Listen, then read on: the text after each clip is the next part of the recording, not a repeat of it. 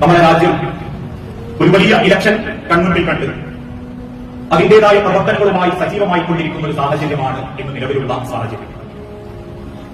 ഒരു വിശ്വാസിയെ സംബന്ധിച്ചിടത്തോളം അവന്റെ ഇബാദത്തുകൾ എത്രമാത്രം സൂക്ഷ്മതയോടെയാവണോ അതുപോലെ തന്നെയാവണം അവൻ തെരഞ്ഞെടുക്കപ്പെടുന്ന, അവൻ പിന്തുണയ്ക്കുന്ന സ്ഥാനാർത്ഥികൾക്ക് അവൻ കൊടുക്കുന്ന പരിഗണന. നീതിയും ന്യായവും എവിടെയാണോ, ന്യൂനപക്ഷങ്ങളെയും ഭൂരിപക്ഷങ്ങളെയും ഏത് കണ്ണോടെ കാണുന്നവരാണോ, ഇതൊക്കെ പരിഗണിച്ചുകൊണ്ടായിരിക്കണം ഒരു വിശ്വാസി അവന്റെ സമ്മതിദായ അവകാശം ഉപയോഗിക്കേണ്ടതും വിനിയോഗിക്കേണ്ടതും.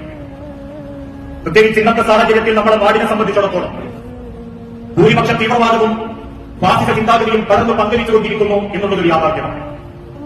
പരസ്പരം തോളോട് തോൾ ചേർന്ന് മതേതരത്വമെന്ന വാക്കിനെ അർത്ഥമാക്കിക്കൊണ്ട് തന്നെ ഇവിടെയുള്ള ഹിന്ദുവും മുസ്ലിമും ക്രിസ്ത്യനും ജൂതനും പാർസിയും ജൈനനും ഇവരെല്ലാവരും തോളൊപ്പി